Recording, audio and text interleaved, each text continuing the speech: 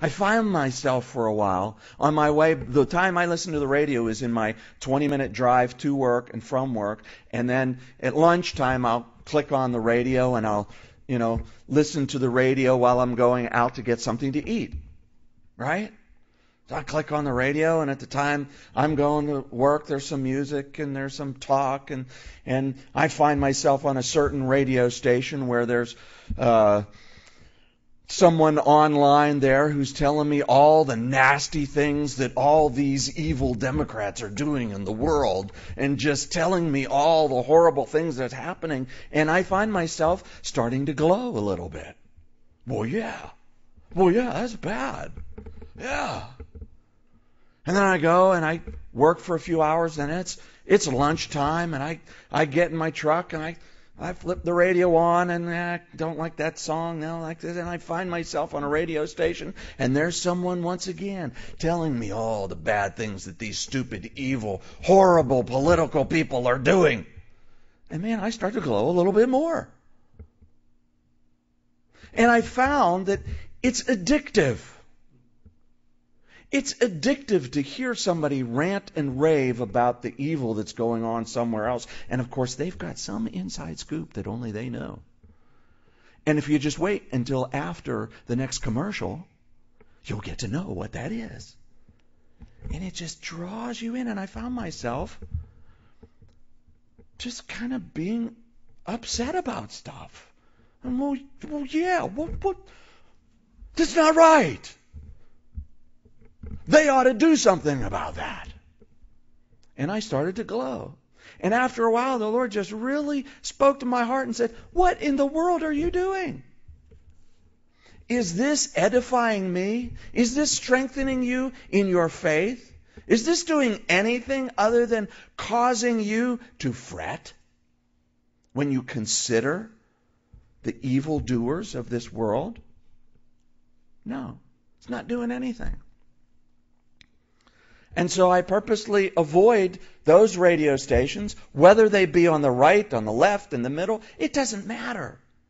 There's this whole consciousness today that is just getting you riled up about something. It happens in churches too. There are some churches that have created themselves based on who they're against, what they're against, all those evildoers who might be other Christians. And let's just get riled up about them. David says, no, don't fret about evildoers, and don't be jealous either. Don't be jealous. Don't look at them and go, man, but there's a lot of people that are following them. But man, they're comfortable. Asaph said that in Psalm 73. Read it this afternoon. He says, I almost slipped and fell when I considered the prosperity of the wicked. Man, they are fat and happy. Why can't I be like that?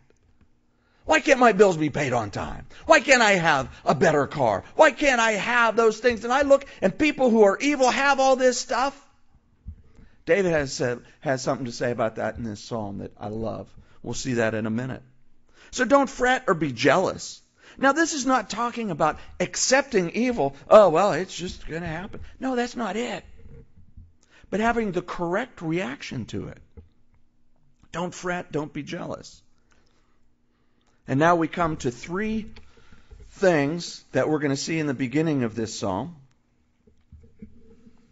that kind of outline how we appropriate this strength.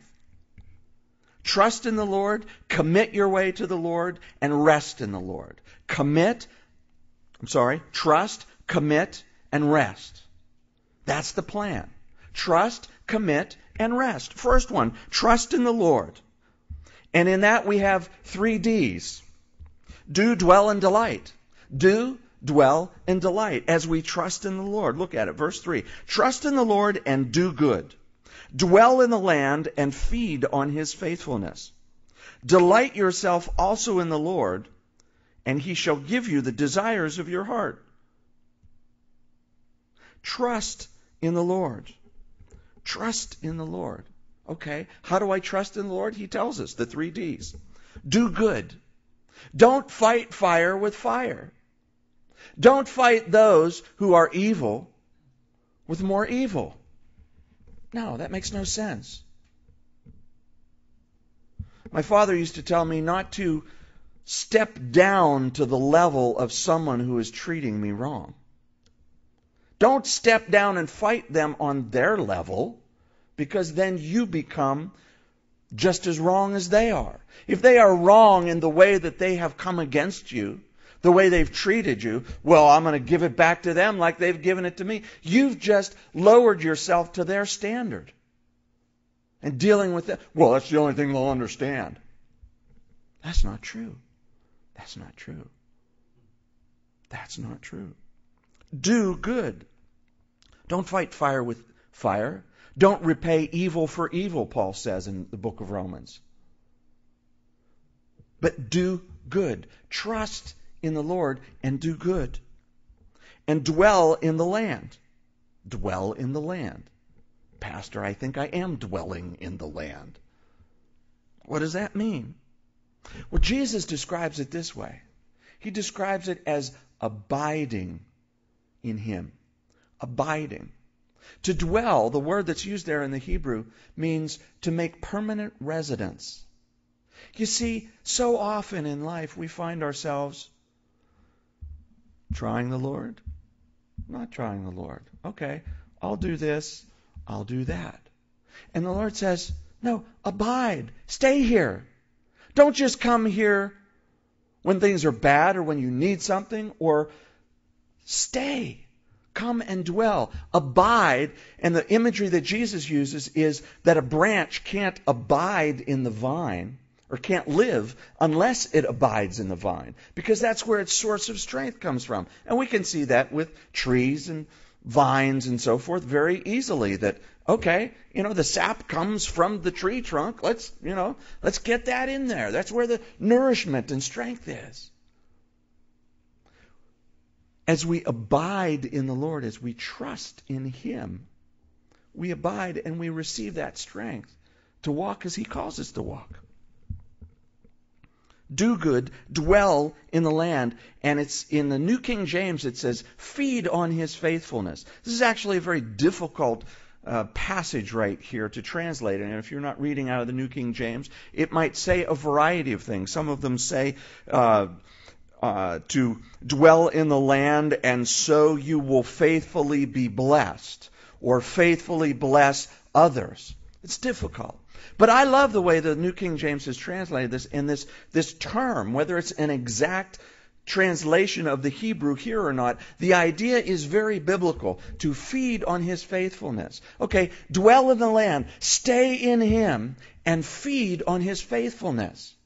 As you stay in the Lord, dwelling in Him, abiding in His strength, in what He has given you, don't abide in Him, but not feed on His faithfulness. Feed on His faithfulness, faithfulness, meaning He is always faithful. Just as we sang this morning, you, Lord, are faithful. Faithful and true, meaning you always fulfill your promises. You are always true to your nature. And so as you give yourself to the Lord, He gives to you. Okay? So do good and dwell in the land. Stay there. Meaning, you know what? We are such an instant society that we say, okay, well, I prayed and nothing happened. I prayed at least 5 minutes ago and nothing happened. Why isn't the Lord hearing my prayer? Right? We want to see those instant results because we are a quick, fast,